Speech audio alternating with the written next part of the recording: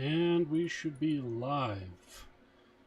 Alright, hello pawns, poppers, and programs. Welcome once again to another stream of the FARAD System from Deepwell Ink Entertainment. This is the sixth specifically for the FARAD System. This is yet again dealing with one of the primary settings, Legends of Lenida. It also deals with species that may be found beyond that setting, especially with humans. But the 16 primary sophont lineages that are present there. To start with, I use the term sophont specifically because it deals with a difference between sapient and sentient or self-aware as separate terms, and more specifically with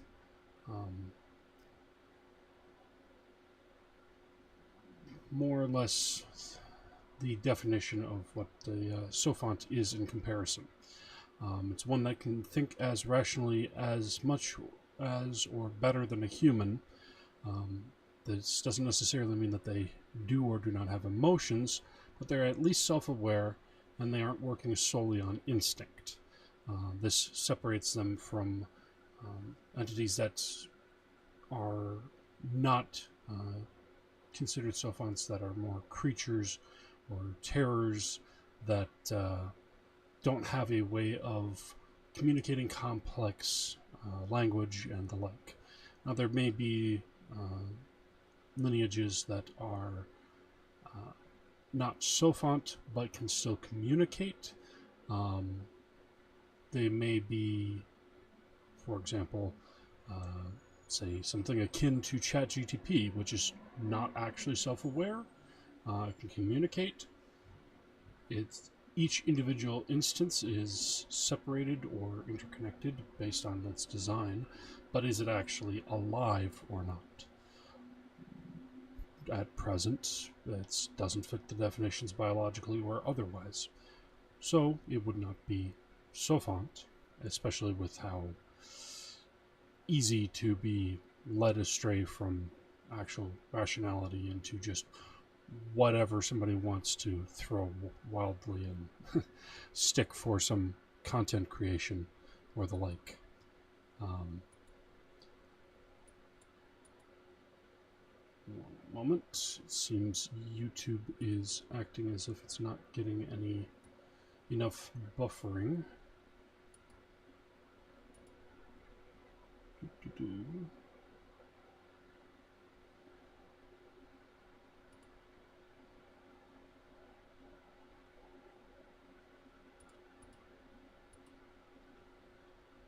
I don't know why YouTube is doing that.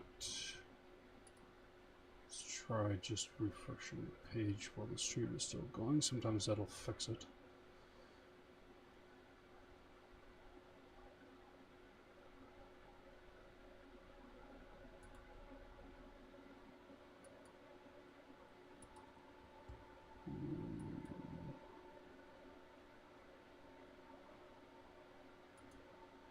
Well, it's probably either Xfinity acting goofy or YouTube acting goofy.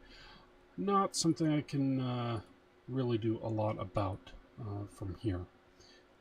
It's expected that there'd be some buffering anyways, but, well, making do.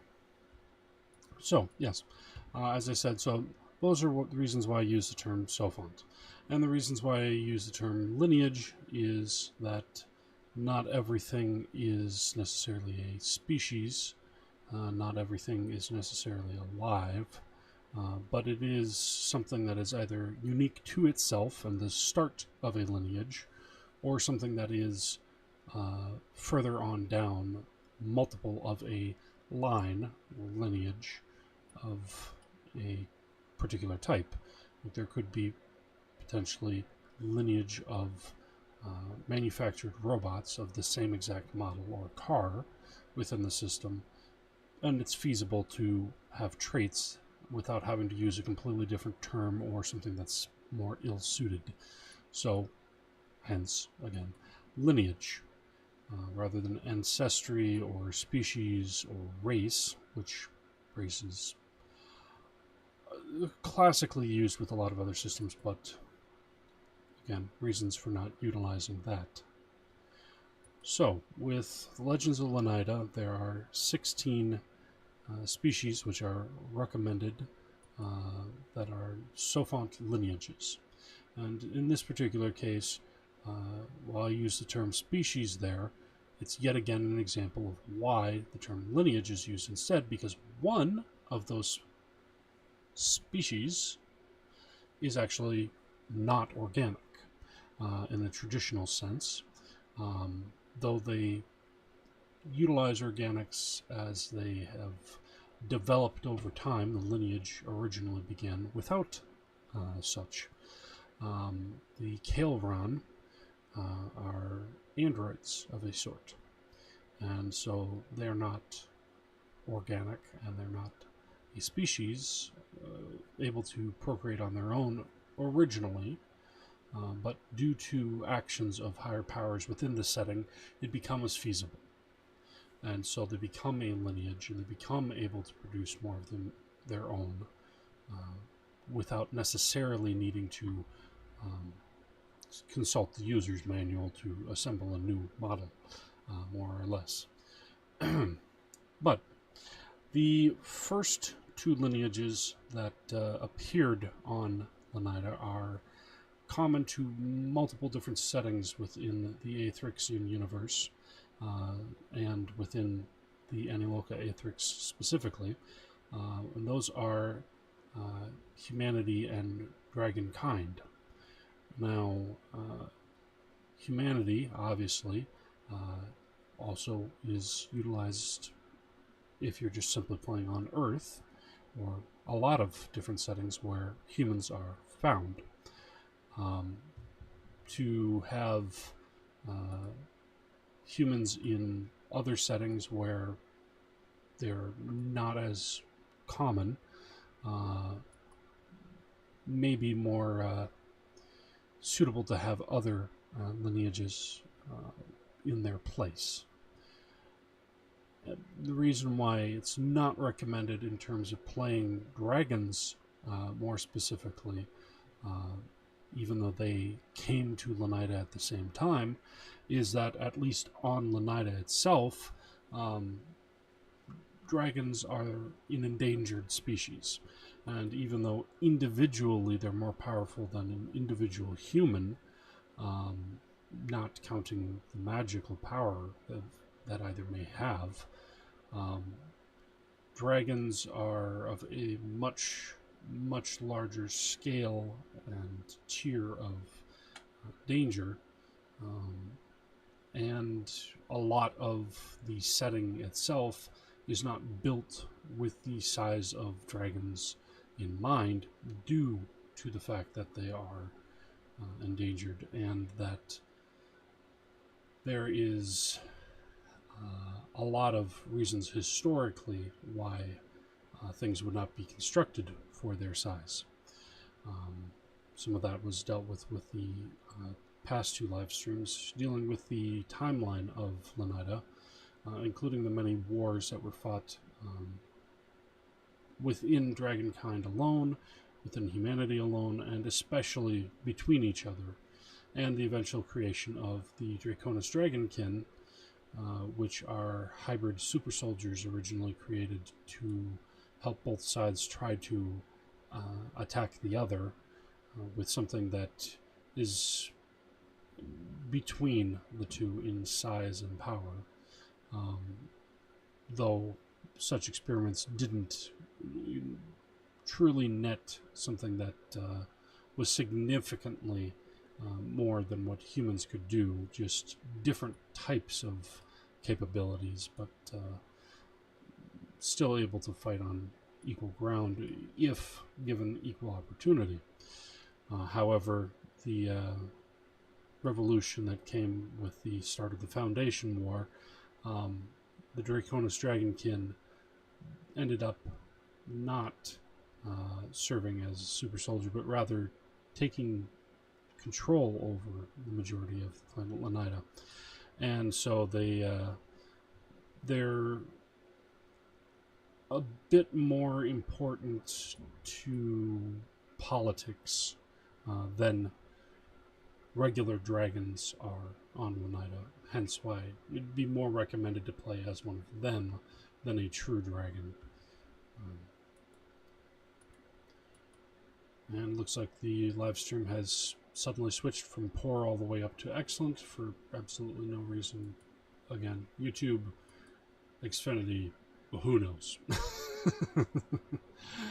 So yeah, that briefly deals with talking about humanity and Draconis Dragonkin, and there's some references that I have for Draconis Dragonkin. I don't have colored ones, but there are 4 sublineages that deal with the particular climates that they're adapted and suited toward as a result of being created using genetic material from dragons that were suited to those same climates. So you have the different sublineages that are the i.d.e, which are mostly red with black, gray, or tan underbellies, some gray scales mixed in with the red ones, and they have fire breath attack, long horns, and usually long black hair, yellow or green eyes.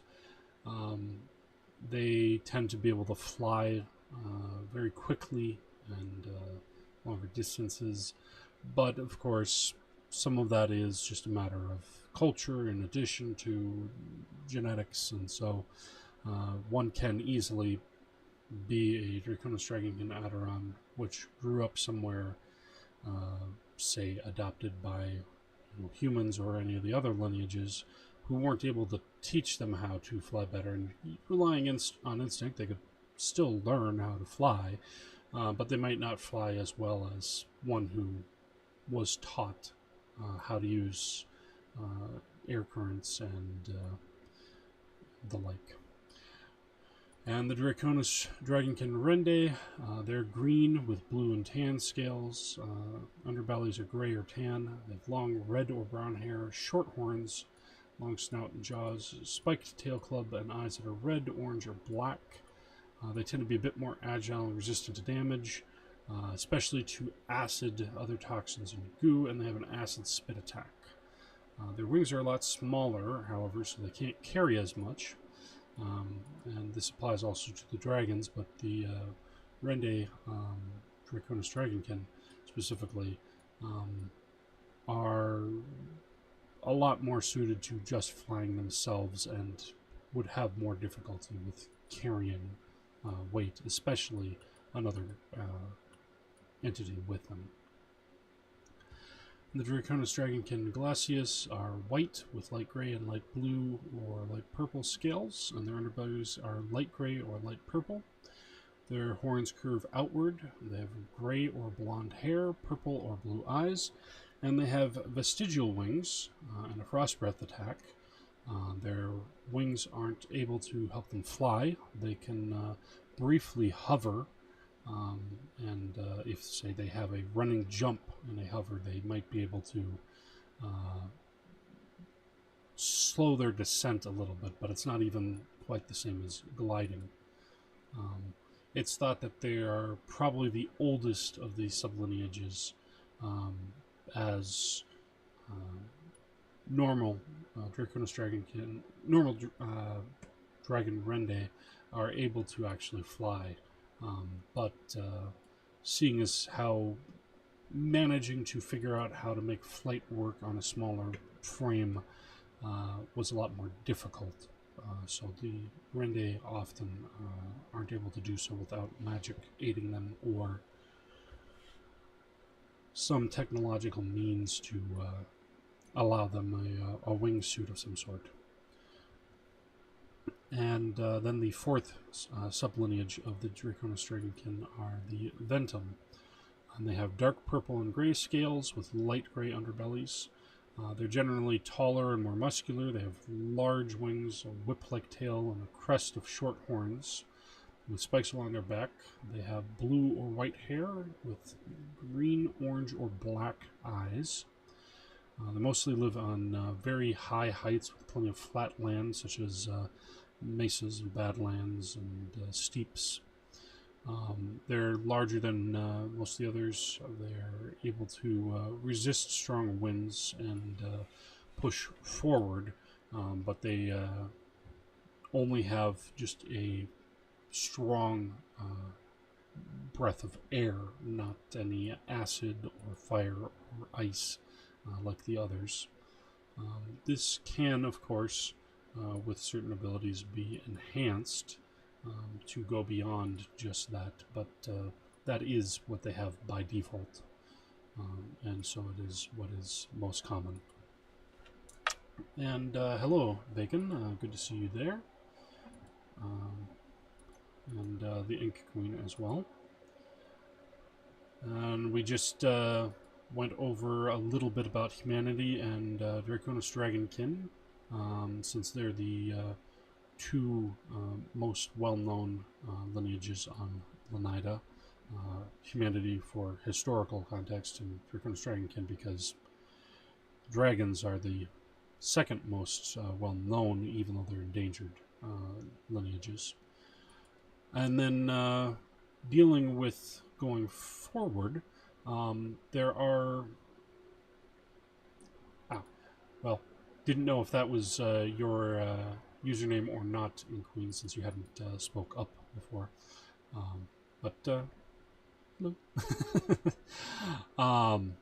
So yes, in terms of the next lineage that was brought forth on Lenida, those would be the Kael'ron themselves. They are basically android creations that humanity had created in one of the previous Aethrixes that they came from. However, they, while they were still learning how to use magic and such, they hadn't figured out how to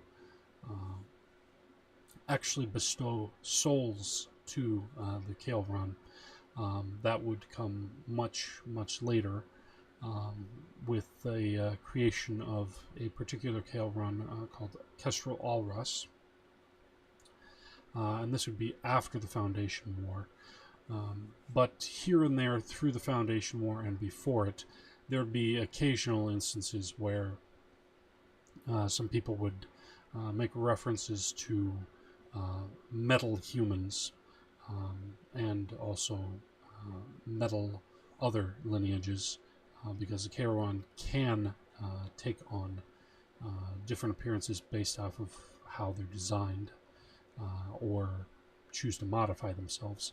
And more modern Kael'ron can even utilize abilities to entirely blend in if one isn't looking too close. Damage them enough and it becomes much more apparent that it isn't broken bone, but sparking wires and the like. One moment. Hydrate or dihydrate.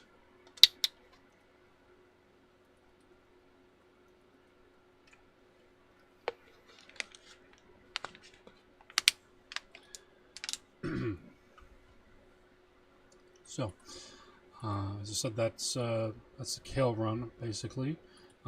There are assorted sublineages with them, though those are more or less going to be ironed out a lot more toward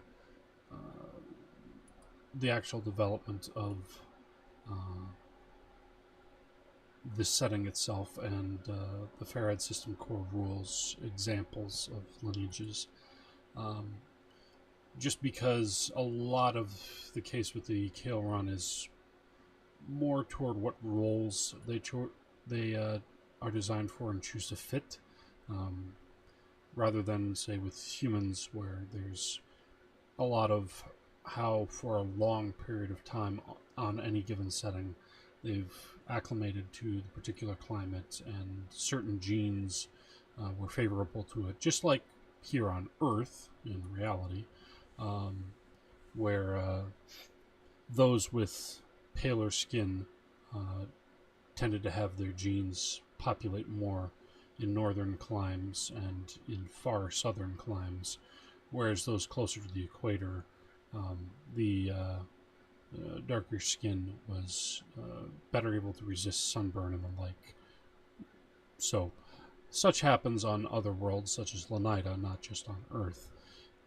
But the different settings would have different names for ethnicities and things of that sort. So, that's not as much of a difference with humans as it is with some other lineages in terms of how they may develop differently.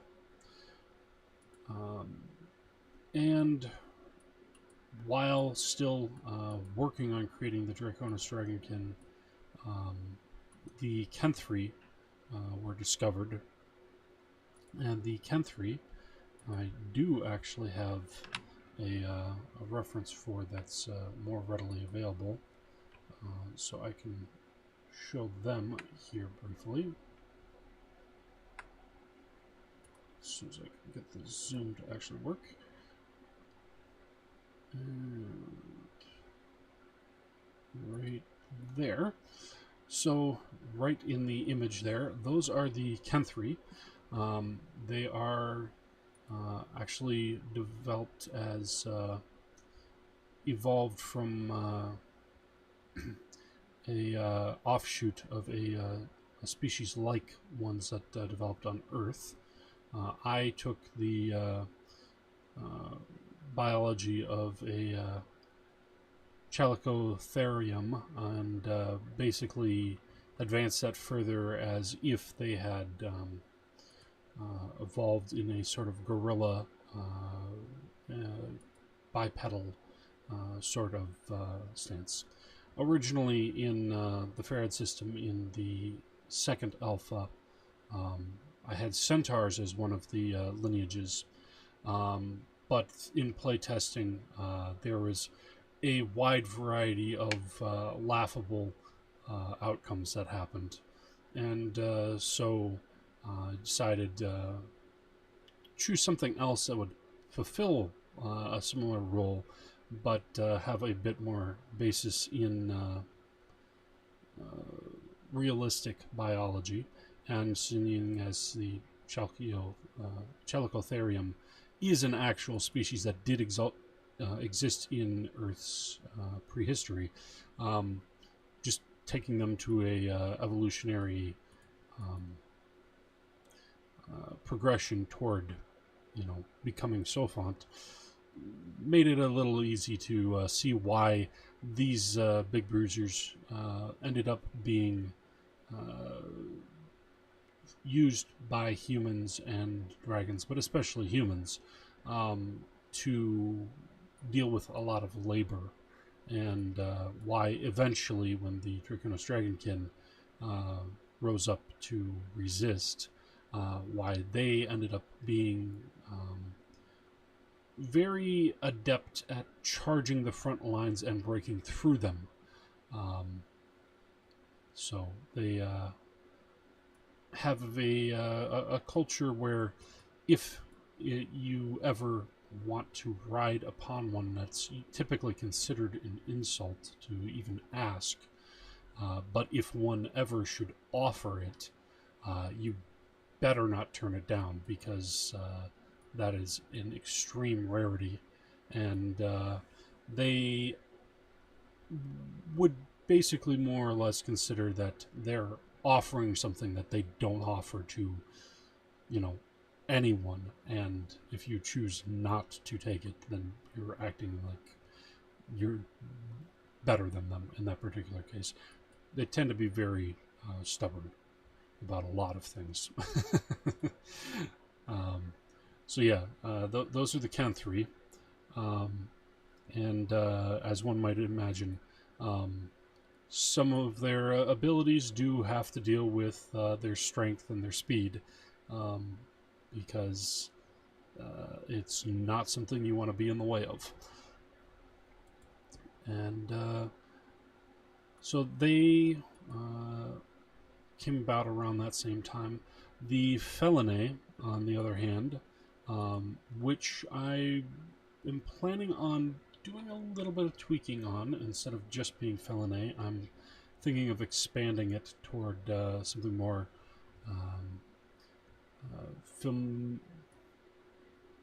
familiarata or something to that extent. Not exactly sure on the exact term that I might use, but the root of that, familiarata, might make a bit sense for why I'm considering that change. Seeing as the Felinae were mutated and evolved by constant exposure to magic and alchemy by people who kept them as their pets and their familiars, and steadily over many generations, they became more and eventually into larger creatures, and eventually capable of not only understanding language but producing it. And it's not until the Foundation War that they're recognized by other lineages that fought in the Foundation War as not just being imitating, but capable of rationally communicating. But even though cats are a very common familiar, they're not the only one. So I'm thinking possibly of adapting that so that it's, while they are the most common, due to after many mutations and accidental evolutions happening, that eventually, as was originally planned, mages would try to intentionally create that and to basically say, hey, it's somebody intelligent enough to actually help me with stuff instead of just knocking over potion bottles. And then trying to, one up another mage, and oh well, mine's a frog and mine's a snake and whatever else. And because of similar experiments, even though they weren't initially the same lineage, that the magic that's involved in their creation made them capable of being able to crossbreed in that particular regard without additional rituals that would aid in that particular regard. So that's why I'm thinking of expanding it to broaden it a little bit and say, these are the most common, and here's a few other ones. And you could even branch out beyond that and say, hey, well, this one had a bunch of dogs or wolves that were guarding their tower, and they, trained them to hunt things that they needed for reagents, whatever. But thinking of potentially branching it out in that particular regard. So the Draconis Dragonkin, the Felinae, and the Kenthri are all called the Unbound, because they were originally pets or domesticated slave lineages on the planet Lenida. And that also includes another one, the Gargoyles. Now, the Gargoyles didn't actually come to Lenida until during the Foundation War and slightly after it, when certain individuals started exploring other realms, and they came across small eggs that looked like rocks, and they came across creatures that looked like just plain statues. And as they were brought over to Lenida and thought of curiosities and pets, the Draconis Dragonkin were just coming over, having earned their own freedom decades and centuries earlier, um, and over time realized that the gargoyles were not only badly imitating the form of the dragons, but choosing to accentuate certain things about their bad imitations that they found interesting. And while they originally looked a lot more like Draconis Dragonkin, their intentional changes and other artists creating statues that the um, gargoyles would imitate that were even more accentuated, um, they differentiated significantly. And part of the reason why gargoyles would do this with moving over a statue or moving over another form and imitating it is that they are, in the Legends of Lenida setting, cousins to mimics. And in that particular regard, when they have offspring, they'll imitate their parents and they'll imitate others that are nearby. But as they grow older, it becomes harder and harder to be as fluid with how they change shape, and eventually they settle on one that is their primary form. And when it is too hot or when they're low in energy, they will turn to stone as a defensive measure. And when they are stone, they will absorb energy. So even if it's too cold, they can over time absorb enough heat to thaw them back out again. Or if it's too hot, to wait until things cool down. And so that's why they are with that particular form. As the Foundation War itself was happening, there were also other species that were coming over. Some before the Foundation War, and some that came after. The Fae were multiple different lineages that came over before the Foundation War that were refugees coming over from the Sprite Hollow region of the Glens of Tyre, the Fae realm, due to a vampiric pandemic that was happening at the time. And the four lineages that came over were primarily, and those that continued to grow their population on Lenida, were the Gitwurg, goblins, gnomes, and pixies. And the Gitwurg are, well, as I've described to some people here and there, they are what one might consider to be crab dwarves, essentially. They are crustacean species that typically lives deep underground, but also sometimes deep underwater, and they have differences in their feminine and masculine differences based off of how they've adapted. If they are deep underwater primarily, the female Gitwurg are larger. Whereas if they primarily are adapted to living underground, it's the masculine, the males, that tend to be larger. And the ones that live underwater tend to be paler, whereas the ones that live underground tend to be a more coppery sort of hue. And so we have some references for them right here. And just shift that slightly there.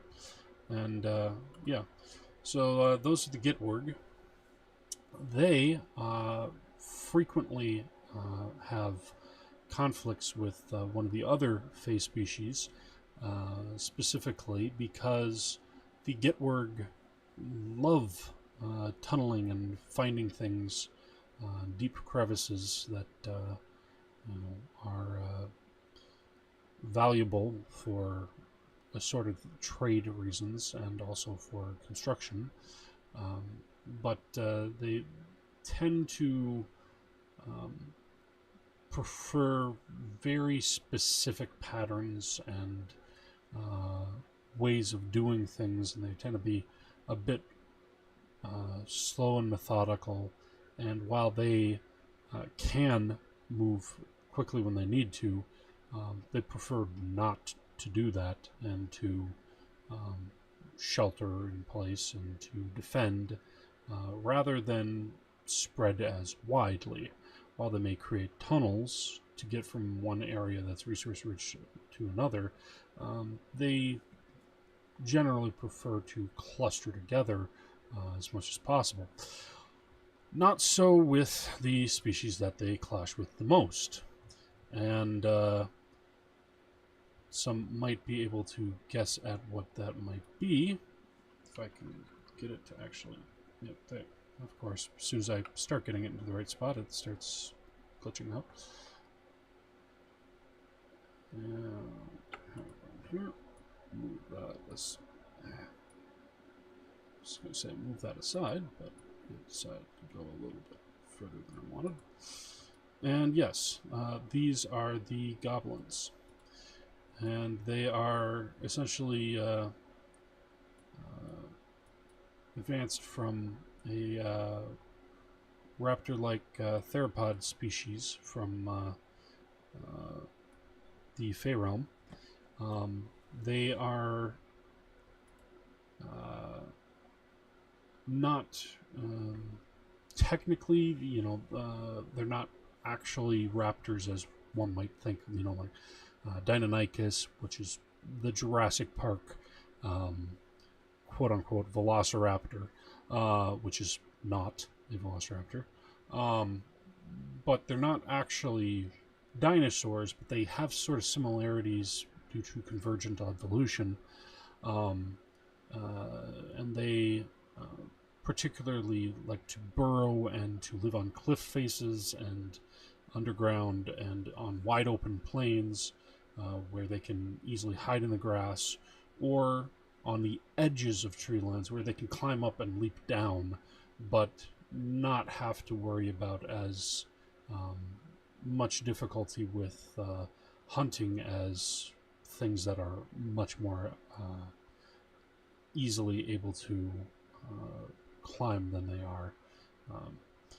They often will raise their young with basically bathing them in dirt because it helps with fostering the immune system, which can get them a bad reputation of being dirty and filthy.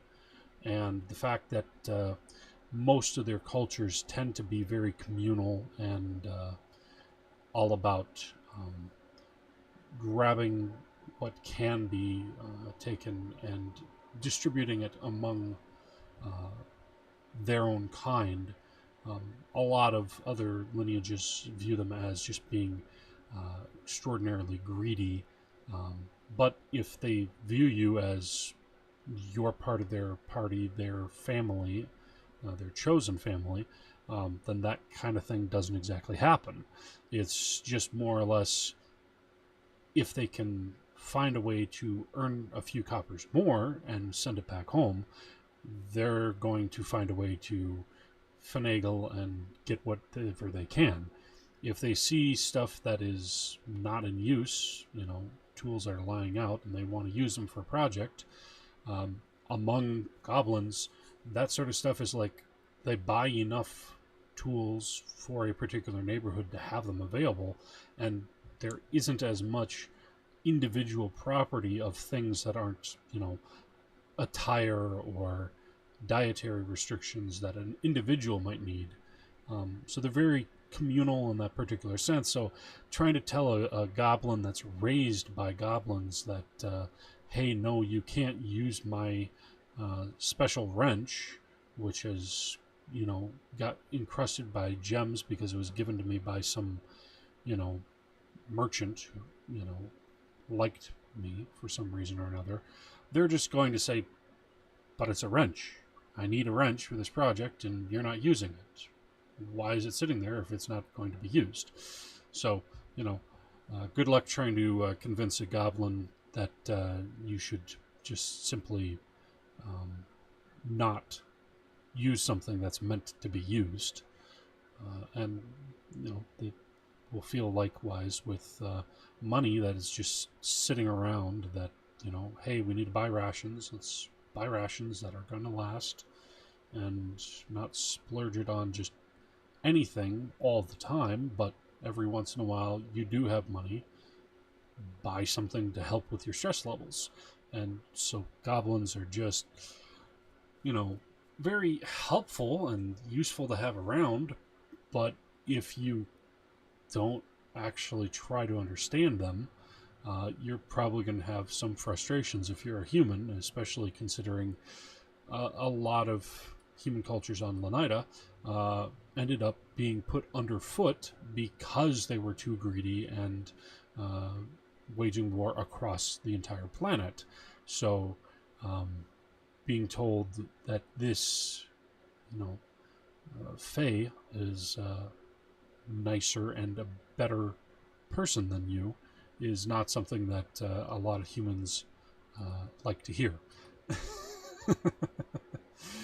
So, so those are goblins. And zoom out again. This time I'll have that minimized so it won't show up as much.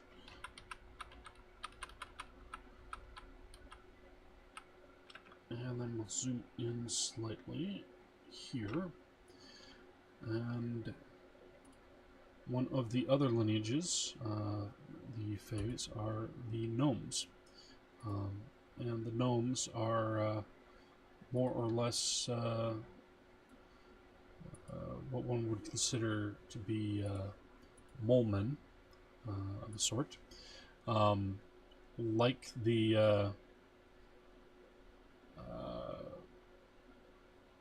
Like the gargoyles, they can turn their outer skin into stone as well as a defensive measure. However, they also have a few cultural adaptations that they have, such as constantly wearing their tall conical hats, which make it so that if somebody tries to grab them, if they lower down slightly, their person who's trying to grab them is more likely to grab their hat. So it works akin to lizards who will drop off their tails in that particular regard. It's thought that that's part of why they wear that, and it's old cultural adaptation from when they used to have a more hairy tuft that would detach from their scalp. Now they don't have that, but the hats fulfill the same function. But they're very good at burrowing. They like living in roots underneath trees and large fungal forests and things of that sort. And basically think of them akin to very angry moles, badgers, and the like in bipedal form. They can be very friendly unless you anger them, and those sharp fingernails can be very dangerous. And a vampiric gnome is known as a redcap. From myth, redcaps were so named because they constantly dyed their hats red with fresh blood, and if they ever stopped and let the blood dry, they would die.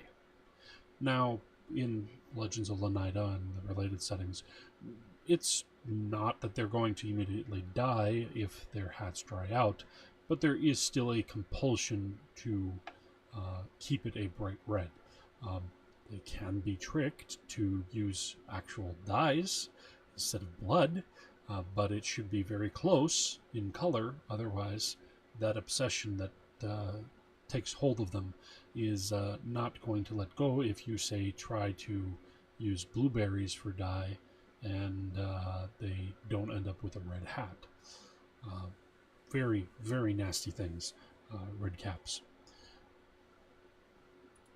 And then dealing with the fourth of the Fae that came over in that same period. There are the Pixies, and zoom on over there.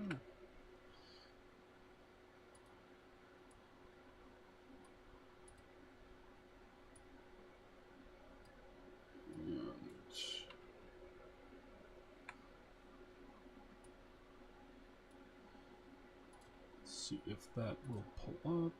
Yeah, that's close. Zoom out slightly. There we go. So yes, Pixies are, like all other Fae, not evolved from the Earth animal kingdom, but they do have some convergent evolution. They are not insects or mammals, but they do have some traits that are like both. They have both an endoskeleton and an exoskeleton in different parts of their body that formed as a part of their evolution. And in this particular example here, there is a pixie warlock that has a infestation on one particular hand, and an example of their mouths. They can open their mouth just like a human does, but unlike a human, they also can split their lower jaw, like the mandible of many insects, which gives them an impressive bite force, including in areas where humans aren't able to bite. And they are able to clamp down and chew with much higher force, or even swallow whole things that ordinarily would not fit if they didn't split open their mouth like that.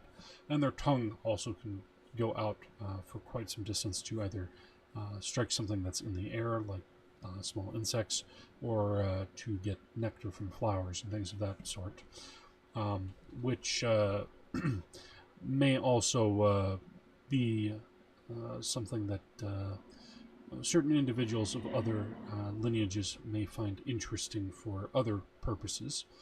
And there's also on the right there, that red pixie is actually not a pixie, but rather a sprite. When pixies are infected with vampirism, or if they deal with too much chaotic magic, it will cause their ancestral ties back to the Prager, the matter beings that eat energy, that are highly chaotic. It will cause them to turn into a sprite instead. And due to the magics that are meant to keep the sprites from spreading out across all of Tyre, which were changed by Mab Mistleaf, who is the particular sprite here in this example. She, when the vampiric pandemic occurred, she made it so that sprites, instead of being stuck between moments and between realms, would instead erratically jump between different realms and burn off a lot of that excess chaotic energy in doing so, which would also create temporary rifts where others could cross through to other realms. I had a short story a while back called The Death of Mab Mistleaf, which I'm going to at some point expand into a full novel, but basically how when she got infected herself and worked so long and hard across a long period of time to try and stop the spread of the pandemic and to help those who were afflicted to regain their self-awareness and restraint.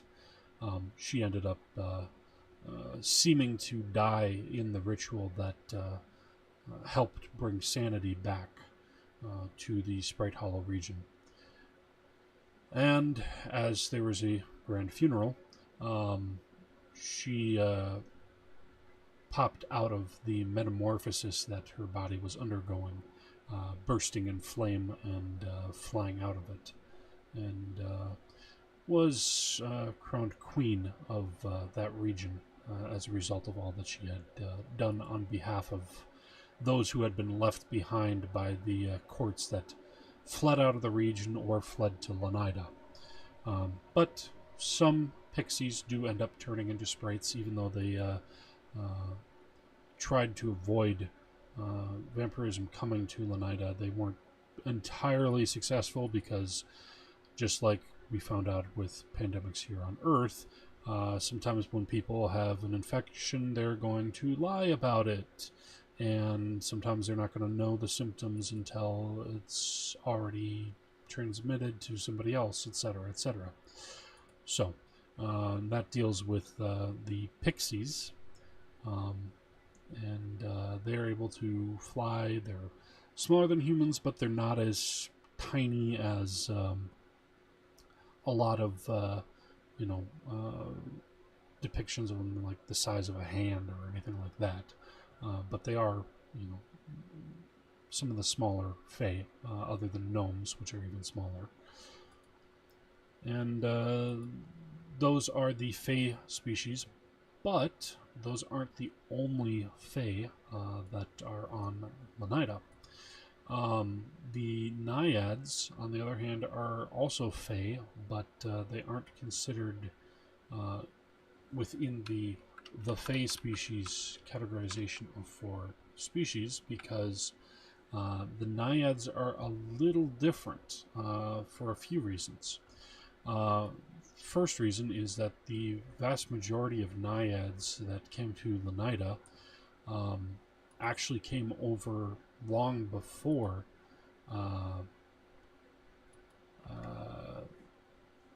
the Great Fae Exodus of the Sprite Hollow region.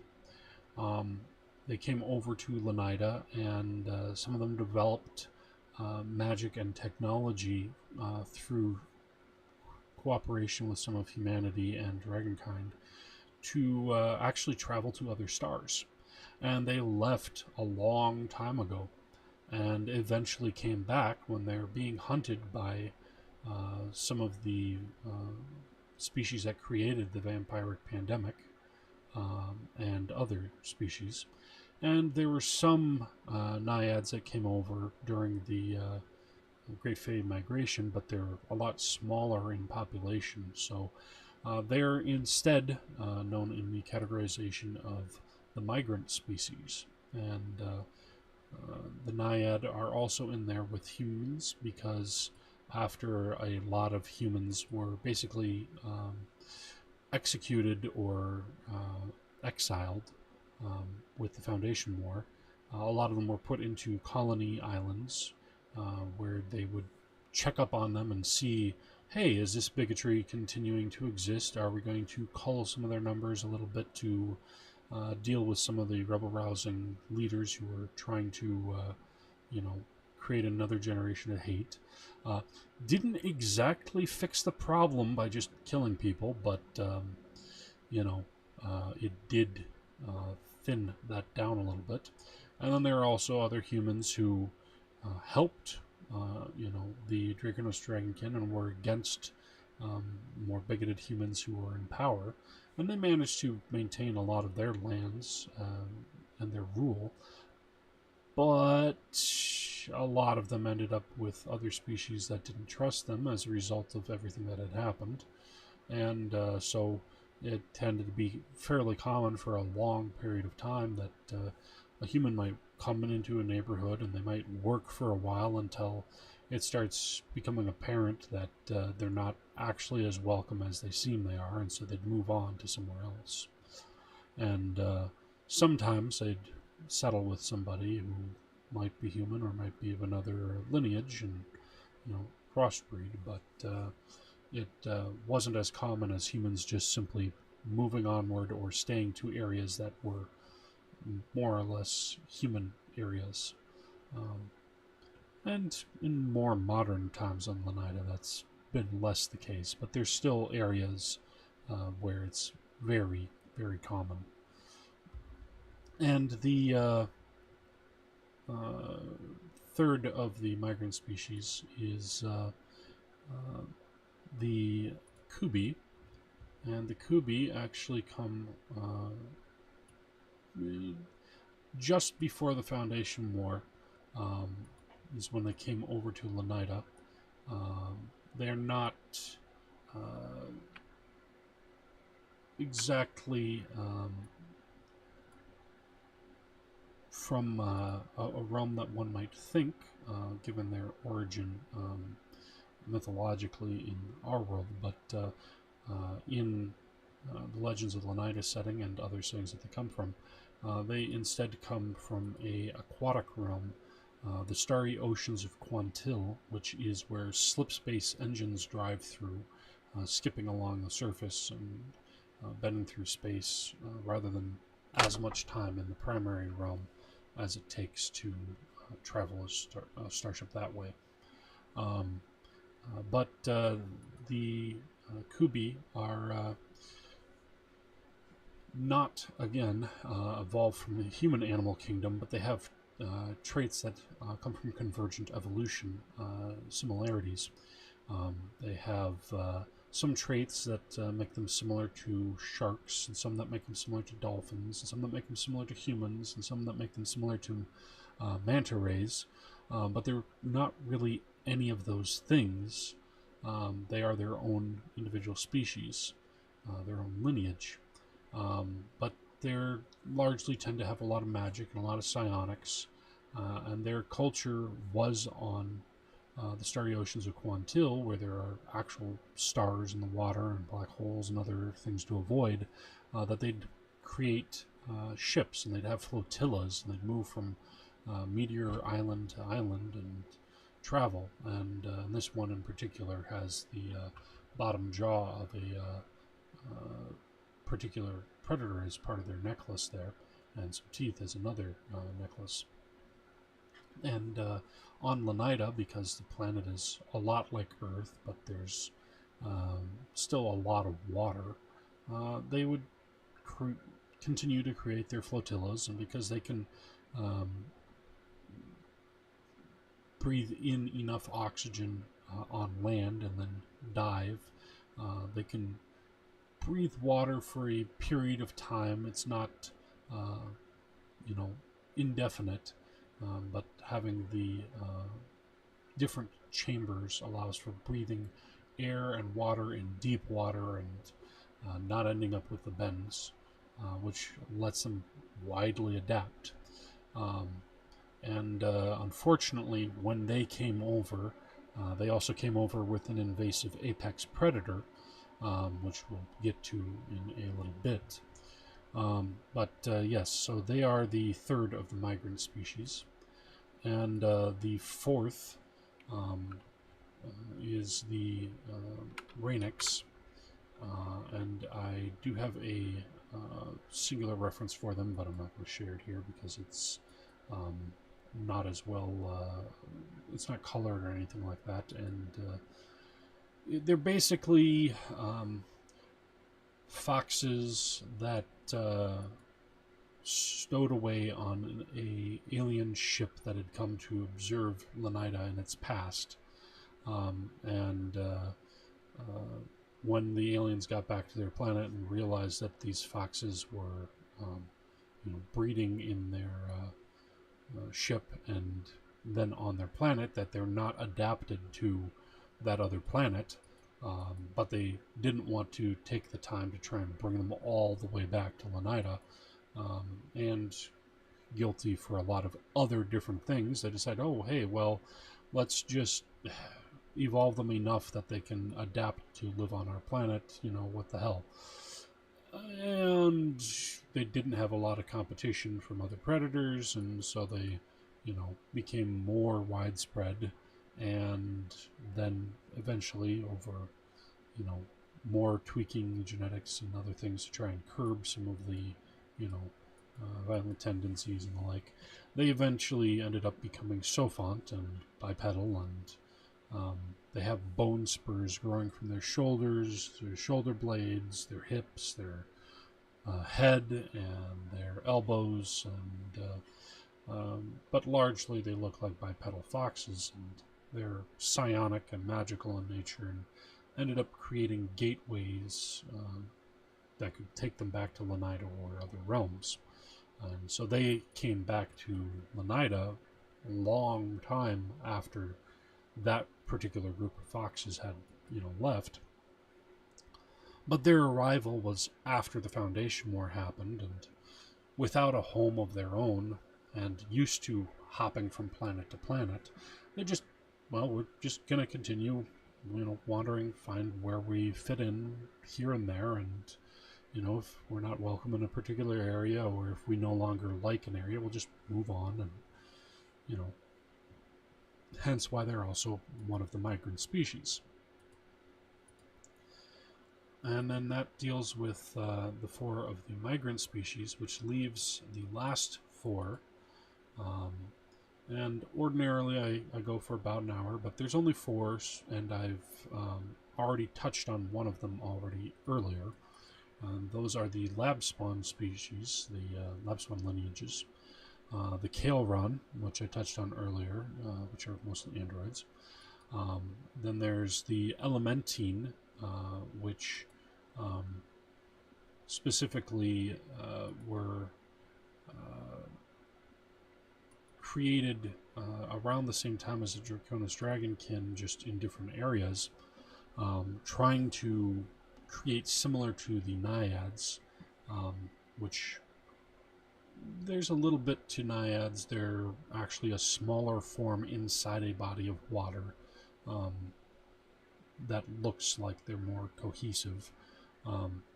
But mythologically, stories are that a pixie king lost his wife, and a specter that had been of a pixie woman who was in love with the king but died, ended up possessing the dead queen's body, and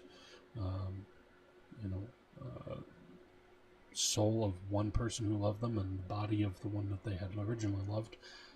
Eventually, hey, it works out, except for their offspring are completely different and not actually pixies. So that's how mythologically they claim that pixies came about. And humans, when they encountered naiads that came over, a long time ago, decided, well, maybe that same process will work if we want to create our super soldiers. And so they literally took some of their more undesirable humans and killed them and brought them back, and killed them and brought them back, and tried shoving elemental specters into them until they managed to actually get some that stuck. Humans in the past of the Legends of Lenida setting did a lot of screwed up stuff. And Elementine can look largely human, with pointed ears and different odd colorations and splotches on their skin and things of that sort. But you can have one that'll look perfectly normal, but when they get angry, their hair and their eyebrows and their eyes will be burning, blazing fire instead. And it's deeply tied to their emotional state, for the different sublineages having different domains that they manifest when that is happening. And so they're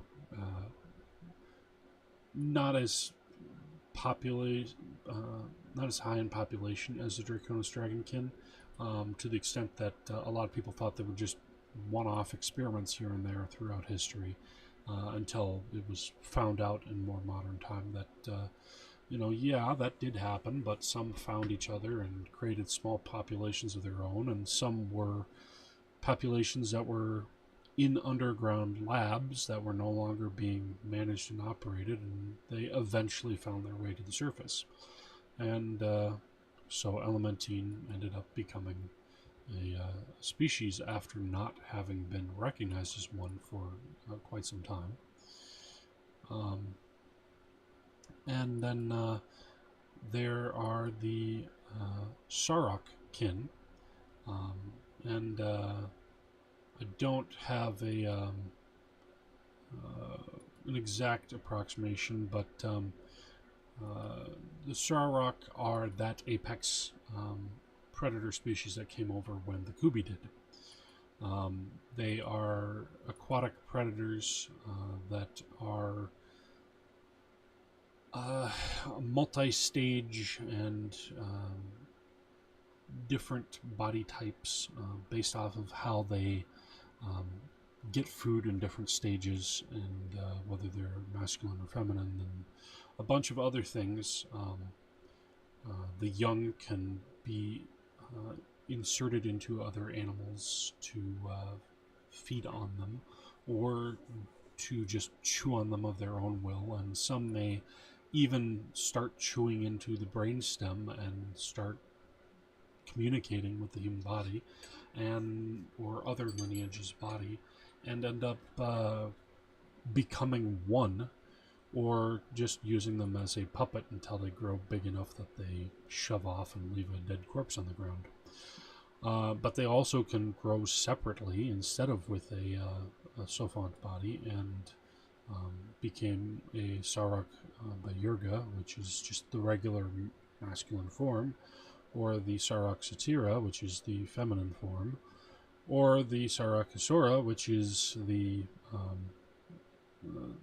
primary male, which will eat some of the other Sarok Bayurga. They are, when I designed them, they are essentially crossing together a classical harpy, siren, manticore, and basilisk, and crocodile, and flying fish into one creature, and then making it even meaner. The Sarok have venom and spit that causes petrification. They can leap out of the water and use the razor fins on their arms to slice through a lot of things, in addition to gliding for very short distances.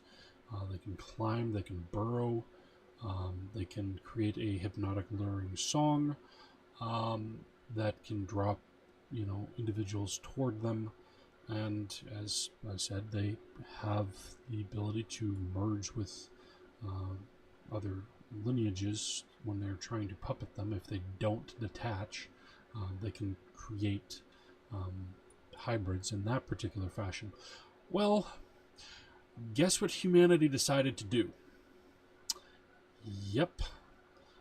During the Foundation War, when it was clear that humans and dragons were both losing, some humans decided that they were going to take this terrifying apex predator, and they were going to try and create a crossbreed with humans that would become a new super soldier.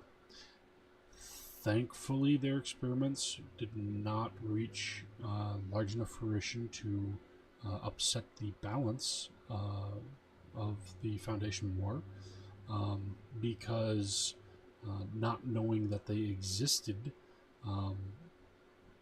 they would have been a massive shift on the battlefield with how easily controlled they were. Very savage, but a bit easy to get steered in a particular direction at that particular stage. With the advent of other hybrids that would come forth naturally through merger with the young, and also with some of the lab spawn being refined over generations to be more useful than just as frontline warriors, but actually more than that. Eventually, the Sarok kin, in more modern times, just the last few centuries started popping up here and there as rumors, and ended up actually as a sophont intelligent people.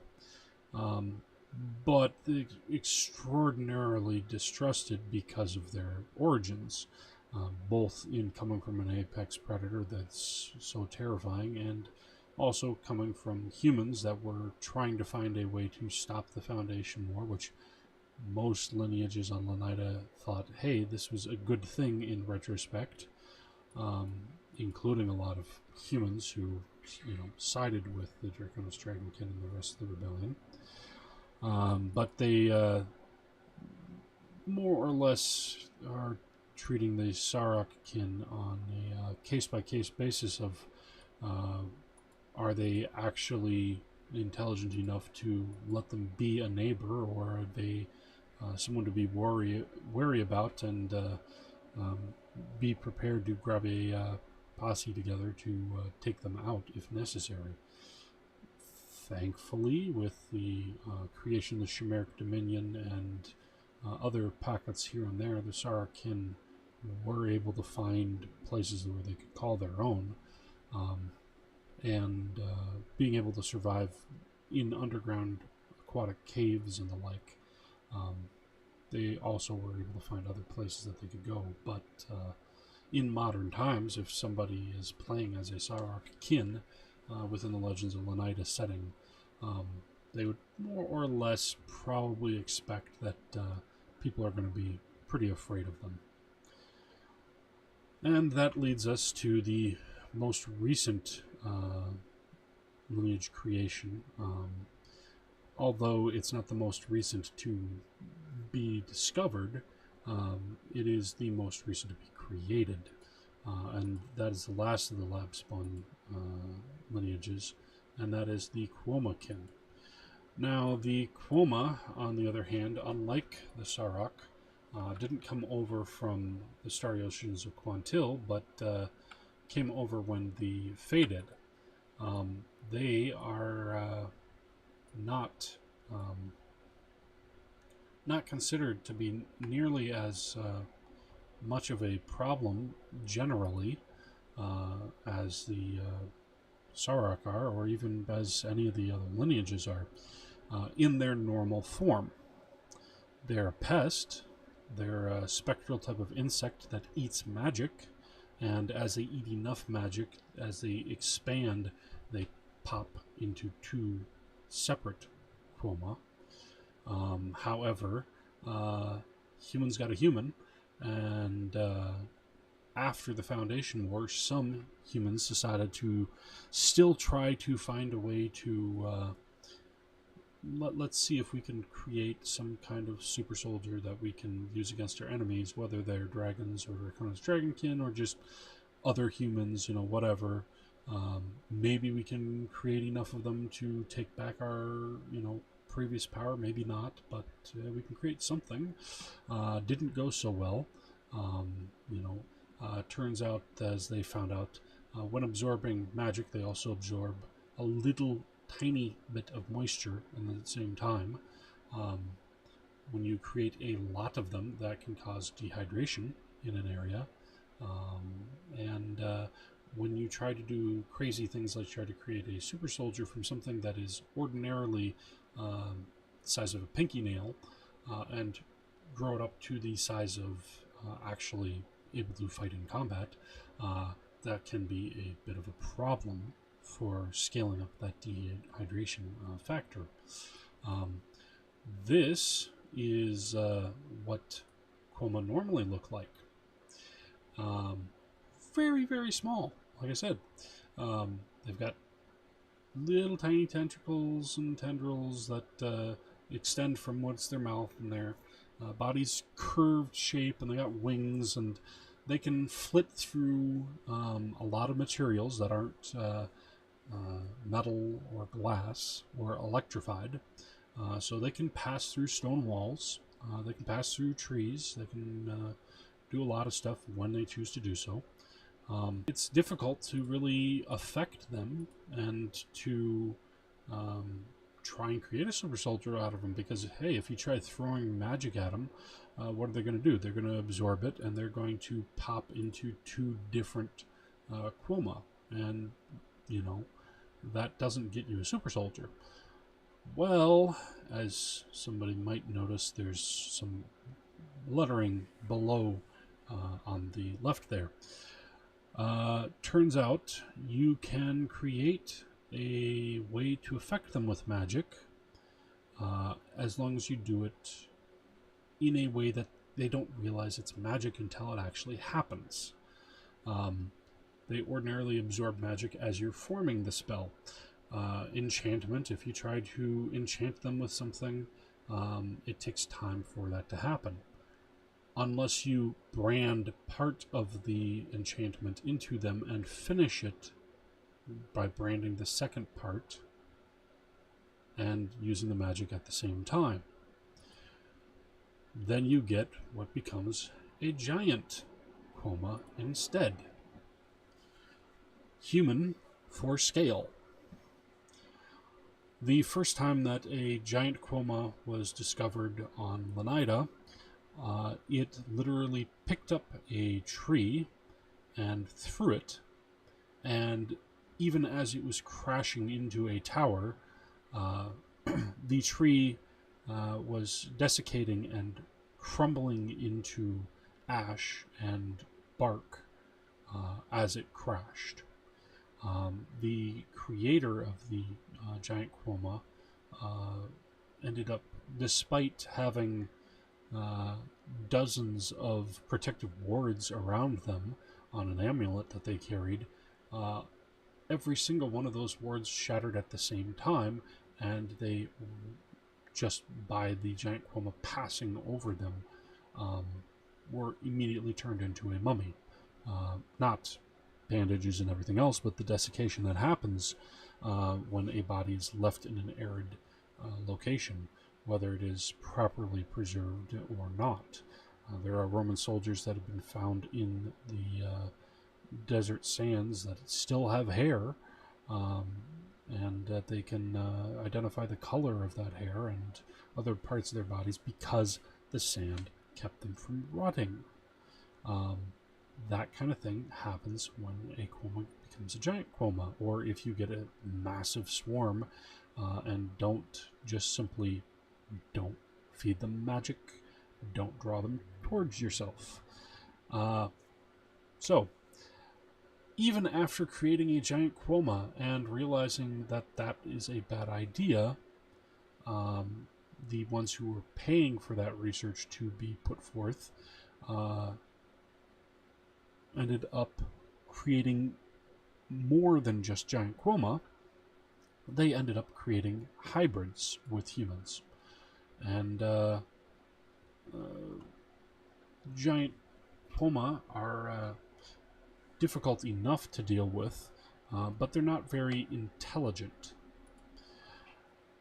Now you take the intelligence of a human, not necessarily the intelligence of one who's, highly studious and very well educated, but an average farmer of the medieval era, even if you're talking about in Renaissance time, comparison of education of a medieval peasant versus, a Renaissance serf. And you give them the ability to absorb magic and to pass through walls and to leech essence off of another individual. Needless to say, they freak other people out, much like the Sarek kin freak people out, but for different reasons, in that the Sarek kin may be very imposing and difficult, but you try and stab them with enough blades, or you try and, throw enough magic at them, and it'll take a while if you don't know what you're doing, but they'll go down. That's going to happen. With the Sarek kin being able to pass through walls, yeah, if you're using a metal weapon, they have the same limitations and they can still be hit. But if they simply backstep and pass through a wall and you've got to go around and then they pop back out and hit you when you're trying to find a way to get to them, that can be a terrifying thing, which can be used for assassinations, among other things. And trying to attack them with magic typically doesn't go so well, even though they can absorb it as well as actual, true, false chroma. Chroma kin still can absorb some of it, which diminishes how well you can hurt them with it. And unlike general chroma, they tend to be developed to absorb particular types of magic rather than just any magic, which makes them a little bit more limited. But that's in part of how they were created, to have something to be able to actually try and control them by knowing, hey, this won't work on them, but this other thing will. So yeah, as I've said several times, Lenidan humans got a human. They do all kinds of crazy things throughout the history of Lenida.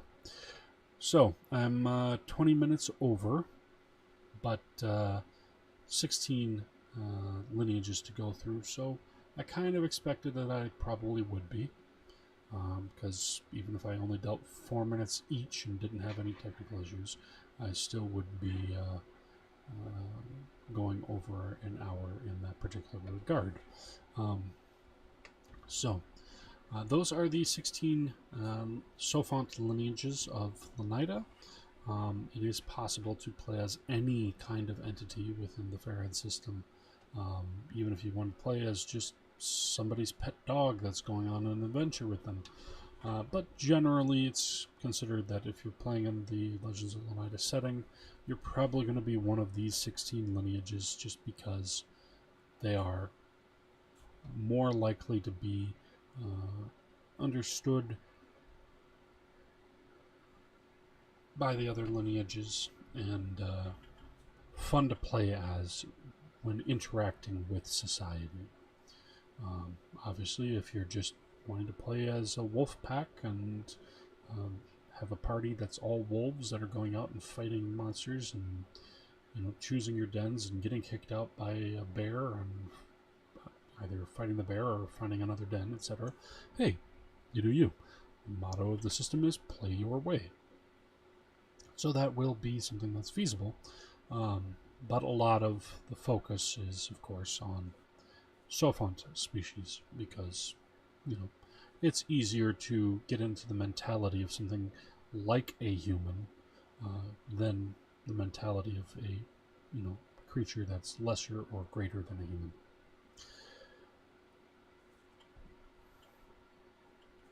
That said, I will end the stream off here, and we'll catch you on the flip side. In another 2 weeks, I will be doing another live stream. Actually, no, in 2 weeks, I may be doing a live stream, or I may be doing just a recording. Will depend on how things go, but we will be entering into on the 5th of November, the 4th of November, and the 11th, I will be doing 2 one-shots with a few people, and I may on the 28th of October be doing a bit of video with regard to how to set up a one-shot and how to do specific things within the system for those who are wanting to try doing that sort of stuff, who have looked at the basic open license terms or the core rules PDFs. But we'll see how it goes in 2 weeks in terms of what I end up doing a video on.